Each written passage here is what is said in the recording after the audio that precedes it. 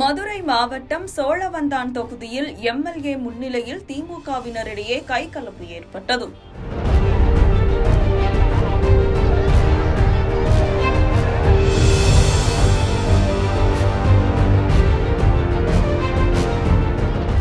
மதுரை மாவட்டம் சோழவந்தான் சட்டமன்ற தொகுதிக்குட்பட்ட கருப்பட்டி ஊராட்சி பொம்மன்பட்டி கிராமத்தில் திமுக சார்பில் டிஃபன் பாக்ஸ் வழங்கும் நிகழ்ச்சி நடைபெற்றது. பொம்மன்பட்டி மற்றும் அம்மச்சியாபுரம் கிராமங்களைச் சேர்ந்த 300க்கும் மேற்பட்ட பொதுமக்கள் டிஃபன் பாக்ஸ் பெறுவதற்காக காத்திருந்த நிலையில் சுமார் 2 மணி நேரத்திற்கு மேலாக எம்எல்ஏ வராததால் கடும் அதிருப்தி அடைந்ததாக கூறப்படுகிறது.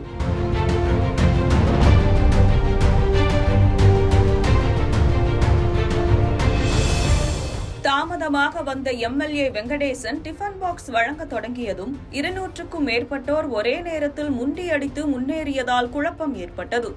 அப்போது பொம்மன்பட்டி கிராமத்தைச் சேர்ந்த ஸ்டீபன் ராஜ் டிஃபன் பாக்ஸ் பெற முயன்றபோது சிலர் தடுத்து நிறுத்தியதாக தெரிகிறது.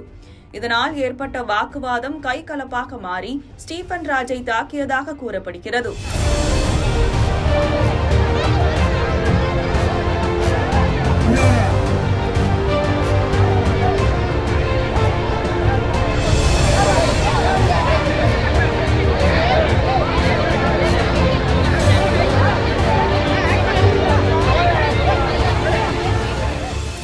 இதில் அவரது மூக்கில் பலத்த காயம் ஏற்பட்டு ரத்தம் அதிகமாக வழிந்தது.